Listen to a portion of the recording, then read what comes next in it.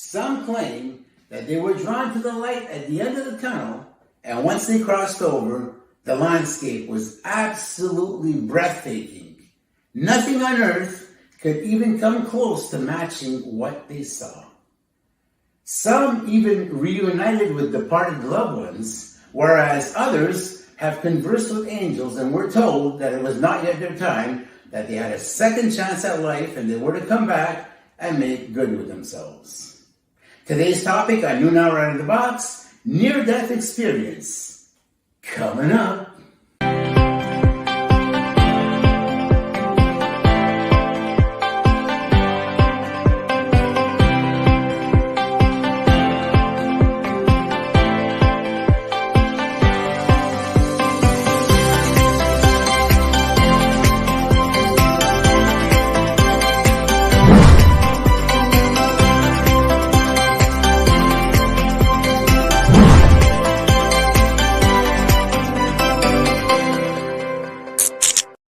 Welcome back to Noon Hour Out of the Box, episode 7. Thank you so much for joining us. Your love and support is so appreciated.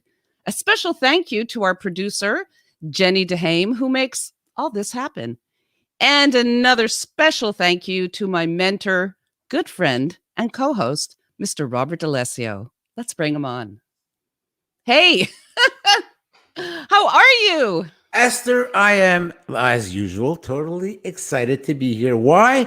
Because we have an amazing producer producing our show, and I have an amazing co-host. And let us not forget our fantastic audience who tunes in every week.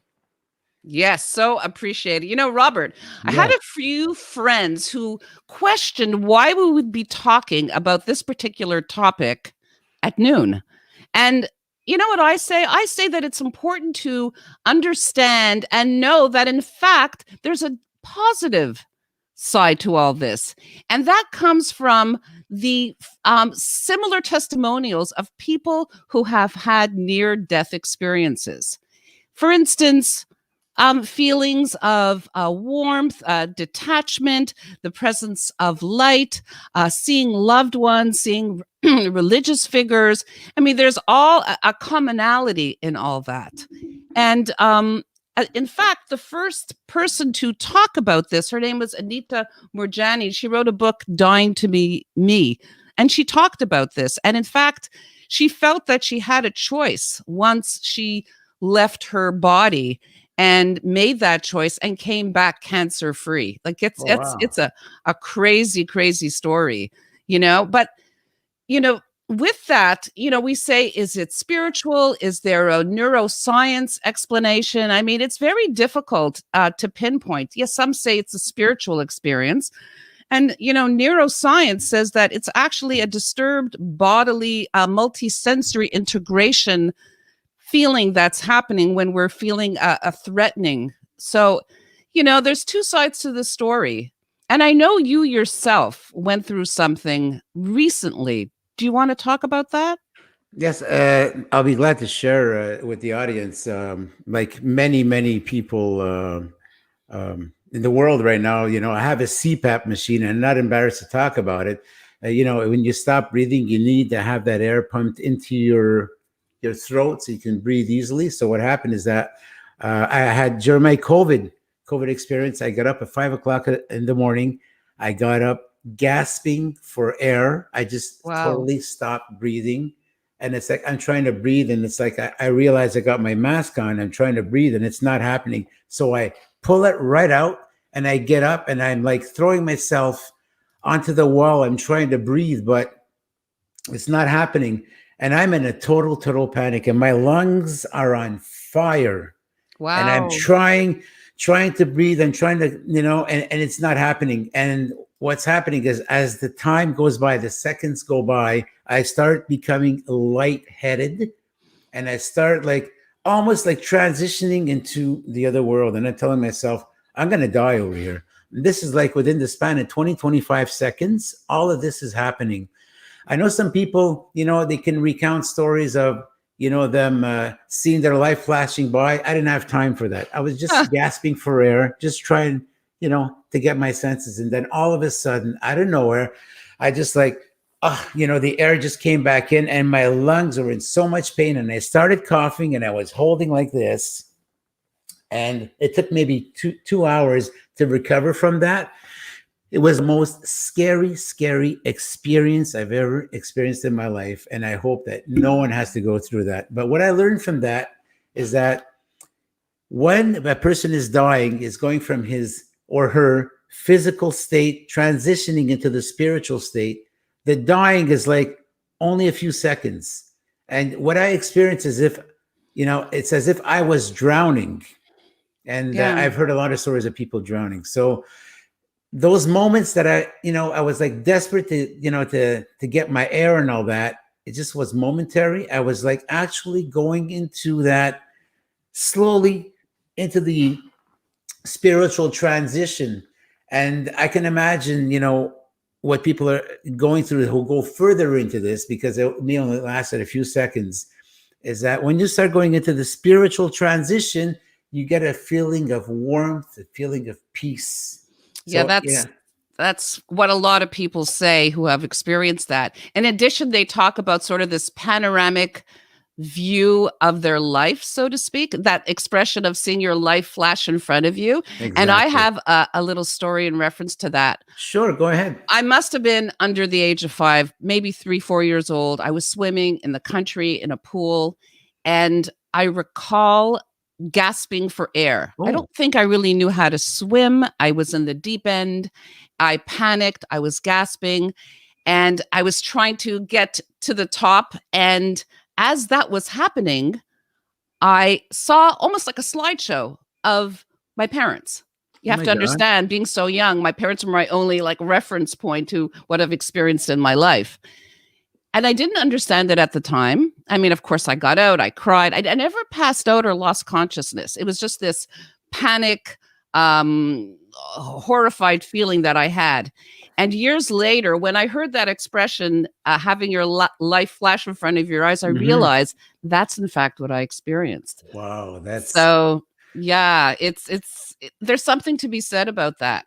Like we said, that there's also an explanation of the possibility of a substance called DMT, which is found often in plants and has hallucinogenic properties to it, and used, I think, in conjunction or as part of or similar to ayahuasca, which is a type of almost a religious chemical that people in South America use, and a lot of celebrities now are into it. But all that to say, like, a lot of experts believe that the pineal gland actually produces that, and it gives us, that when we're in danger, when we're dreaming, or some people even say when we first our parents give birth to us, or our mother rather, or when we're dying, that's actually secreted from the pineal gland, and that's another explanation of that feeling that we get, that everybody experiences. So, is it spiritual? Is there a neuroscience explanation? We're not sure, but it definitely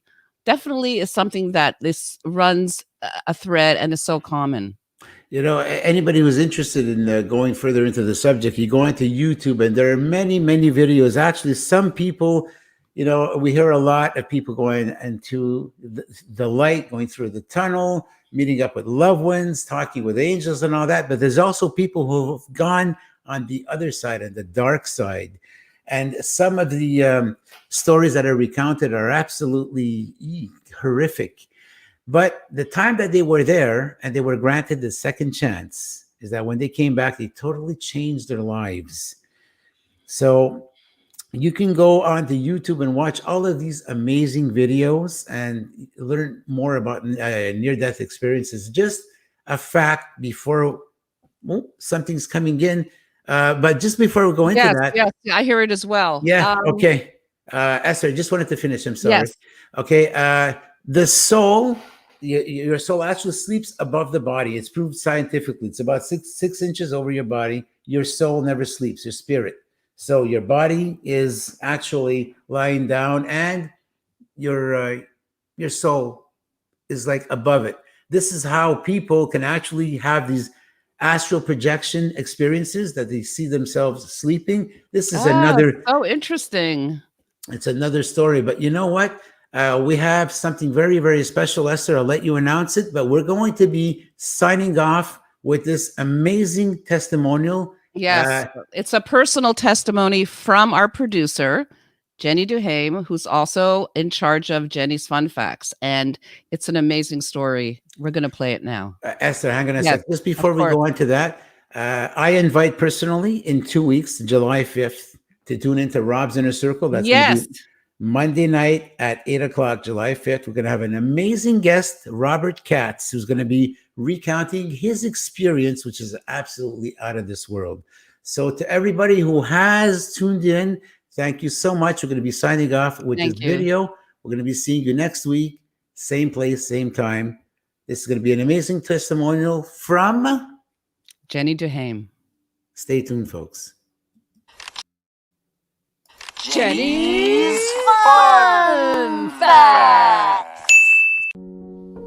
As I went down, I remember panicking. Then I felt like I became two people in one, my living self and my subconscious self. It would be the same feeling I would get when I would get visions and out-of-body experiences a few years later in my teens. Whether or not it was due to this experience is something I may never know. Warmth came over me as I could feel my body falling as my heavy jeans were pulling me down farther and farther into the pool. My jeans weighed as much as I did, so there was no winning in my fight. I could see a glimmer of light up above me, whether it was from the indoor pool light or that of heaven. My one finger that they taught us to raise if we ever got into trouble pointed to the light I could see before me. How I ever saw that light was beyond me, because I could never open my eyes in water and forget it even more in a chlorinated pool. But here I was, seeing this light and focused on it, clear as day. I felt a sense of peace coming over me, even as I tried to hold my breath, and I just wanted to let go from this world. I was enjoying what I felt. And what was it that I was feeling? Elation? Acceptance? Transition? How disappointing my real self must feel, knowing that I'll never feel the touch of my violin or even speak to my family again. Just as all these thoughts raced by, I remember my fragile 9-year-old arm being yanked, and then darkness. Until I woke up around my classmates sitting around me, alongside our pool instructor, Richard, as they were calling my name in a panic. Jenny! Jenny! I looked over, and there was my mom coming in from the front door of the pool complex. All I could ask is, how did she get there so quick? I felt I wanted to cry when I saw her now. Emotions were high. I was alive. Oh my God, I was alive! Where what felt like 2 seconds before that, I was somewhere else. In my peace place. A place I could have stayed forever, under that water. I wanted to return there, yet I didn't. A part of me no longer wanted to be there. I felt afraid now to return to the pool. Embarrassed a little, perhaps. I would be named that person that almost drowned. My mother said, "What happens when you fall off the horse, Jenny?" It was her way of encouraging me to get back out there. She gave me my moment to reflect. However, I feared most not getting my badge that I worked so hard for. Why would they even think of putting us kids in jeans? In a pool? What, to save us from a heavy ocean one day while sailing? We didn't even live near an ocean, and some of our surrounding 100 Ontario lakes would have us walking a mile before we could even dunk our heads or wet our knees. Not to mention, who goes out on a boat trip with jeans on? My instructor was a sweetheart and very caring. He made sure I got my badge. 5 years later, I found out that he was the brother to one of the ringette players on my team. I always wanted to say hello, but never got my chance. A year later, I saw him at the community college walk by me while I was in a meeting with the head dean of the police sciences program. I had always dreamed of being one. I asked the dean who that person was, and he confirmed it was Richard. He also was in the police academy program I was seeking to join in a few years. My dad set up the appointment as the dean was a family friend. Being in sports or in the arts were bound to land you a few 5,000 or more friends in our town. And now we try so hard just to get them to follow us on our social media sites. A few years after that encounter at the college, I found out that I was dating his cousin when I walked into his dad's place and Richard was sleeping on the couch after a drunk night on the town. I got my chance to thank him for saving my life. He didn't remember, but I'll never forget. Richard, my hero.